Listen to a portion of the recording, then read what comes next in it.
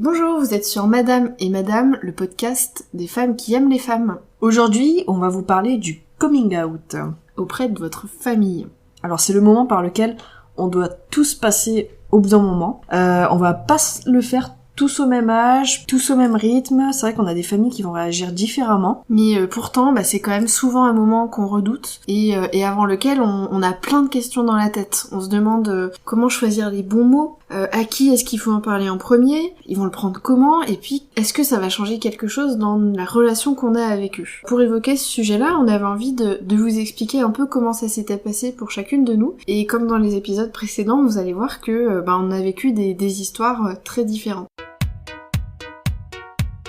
Pour moi, je l'ai dit en premier à mon frère. Pourquoi ? Parce qu'il est aussi gay. Dès que j'ai eu ma première copine, je lui ai dit. C'est lui avec qui je suis allée dans une première boîte gay. Donc, il savait pas, en fait, que j'aimais les filles, ou il s'en doutait, je pense. J'avais besoin, en fait, de partager ça avec quelqu'un. J'attendais pas quelque chose de sa part. Le fait de savoir qu'il est gay, que moi aussi, c'est vrai on est différents des autres, et en même temps, ça rapproche, c'est ça. J'avais besoin de le partager. Donc, du coup, j'ai fait ça à 18 ans. Parce que c'est là où j'ai eu ma première copine. Un petit peu tardif pour certaines, mais du coup, je l'ai dit à 18 ans à lui. Et au reste de la famille, je n'ai pas du tout dit. Ils s'en sont doutés. Il y a ma petite sœur une fois qui m'a demandé est-ce que t'es lesbienne, donc je lui ai dit non. Sûrement pas. Sûrement pas, voyons donc. Non, je lui ai dit non, mais en fait c'est vrai que pour moi c'était un sujet délicat, très personnel, et c'est vrai que vu que j'étais pas très proche en fait de ma famille, du coup je sais pas, en fait ça venait pas. J'avais l'impression des fois dans certaines situations je voulais le dire. T'aurais aimé en parler ? Ouais, quand j'étais juste avec une personne, par exemple avec ma mère, je sais pas, ça restait bloqué dans la gorge en fait, ça sortait pas. Je sais pas si ça vous le fait à vous aussi, mais moi je sais pas ça. Il y avait un blocage. Ouais, ça bloque, ça sort pas. C'est pas parce que j'avais peur de leur réaction, parce qu'avec mon frère au final ça s'était bien passé. Je savais que ils étaient pas homophobes, donc c'était pas la peur de ça, je sais pas, c'est vraiment une question de personnalité. Après c'est vrai que c'était assez pénible parce que je suis restée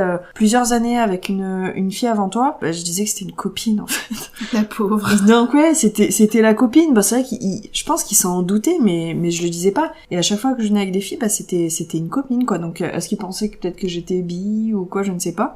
Finalement, aujourd'hui, je leur ai dit. En fait, je leur ai pas vraiment dit. C'était le cas de force majeure, en fait, vu qu'on va se marier et qu'on va les inviter. Donc bon, au bout d'un moment, ils vont se douter que... Mais c'est vrai que je leur ai même pas dit je suis homosexuelle. Je leur ai dit je vais me marier avec toi. Et ils savaient qui j'étais pour la plupart, parce que j'avais déjà rencontré ton père, j'avais rencontré une de tes sœurs. Ouais, mais c'est vrai qu'au final, j'ai pas dit voilà, je suis lesbienne, quoi. Ça voulait pas sortir. Ouais, moi j'ai pas eu le même parcours. À l'adolescence, j'ai ma mère qui me posait beaucoup de questions. Est-ce que t'es sûre que t'es pas amoureuse de cette fille ? Et pour moi, tout de suite je disais non mais ça va pas la tête. Je me posais pas trop de questions. Je sentais qu'il y avait quelque chose en moi qui faisait que j'étais pas comme les autres. Je me sentais pas à ma place en fait. Et c'est vrai aussi que les garçons m'intéressaient pas tellement. Je pensais que ça allait venir, que c'est juste que j'étais trop jeune. Et puis finalement l'idée a fait son chemin quand même dans ma tête. Quand j'avais 18 ans, je suis partie à Paris faire un stage. Je faisais mes études à Lyon. Je suis partie là-bas et j'ai senti que c'était le moment où j'allais peut-être pouvoir m'affirmer parce que j'arrivais dans un nouvel endroit où je connaissais personne. Le côté très grande ville aussi fait que c'est peut-être plus facile d'avoir une vie un petit peu différente. Et donc je suis allée dans une association qui m'a permis de vraiment dédramatiser. J'ai rencontré plein de gens, des gays, des lesbiennes, des bi, et je me suis dit en fait c'est pas grave si j'aime les filles. Donc vraiment ça m'a beaucoup aidé à m'accepter moi-même en fait. Et puis c'est là aussi que j'ai rencontré ma première copine, donc forcément cette association là elle a eu vraiment un rôle important dans ma vie. Et justement il a fallu que j'ai une copine,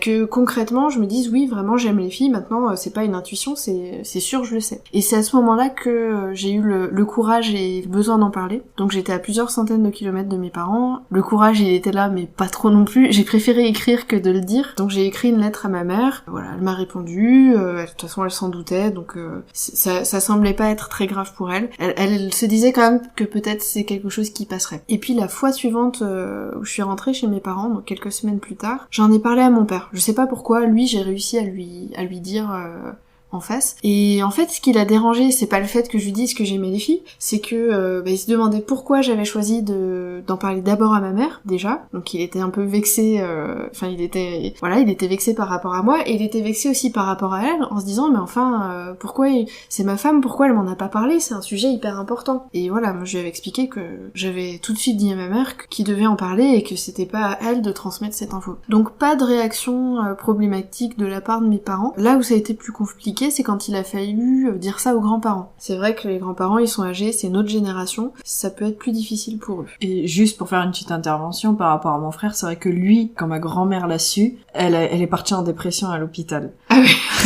Donc oui, les grands-parents, ça peut être plus compliqué. Ouais, surtout les grands-mères d'ailleurs, parce que moi c'est celle qui a eu le plus de mal. Elle a mis beaucoup de temps à s'y faire, plusieurs années. Maintenant ça fait presque 15 ans qu'elle est au courant. Et c'est seulement maintenant qu'elle a envie que j'ai la même vie que quelqu'un d'hétéro. Et qu'à chaque fois je la vois, elle me harcèle en se disant mais pourquoi vous dépêchez pas de faire un bébé? Moi à ton âge j'en avais déjà 3. Ça y est, pour elle c'est devenu normal. Je pense aussi qu'elle est rassurée de voir que j'ai la même vie que ma sœur qui a un mari et 2 enfants. C'est 2 histoires complètement différentes. Ce qu'on peut conseiller en fait dans ces moments-là, c'est qu'il faut rester soi-même. Il faut pas se forcer à le dire. Si vous sentez pas que c'est le moment, ça sert à rien de se forcer. Après, si les gens ils vont vous demander, vous pouvez dire ça te regarde pas ou je ne sais pas, quelque chose qui vous convient. Mais ça peut aider que ce soit les aider. Gens qui nous posent la question. On a moins ce truc de j'y vais pas, est-ce que j'ai assez de courage? Ouais. Après, il faut aussi le dire dans des moments posés. Vous êtes juste avec peut-être une personne ou 2 maximum. Faut pas que ce soit pendant une dispute de famille que vous lancez ça. De toute façon, je suis lesbienne. Ouais.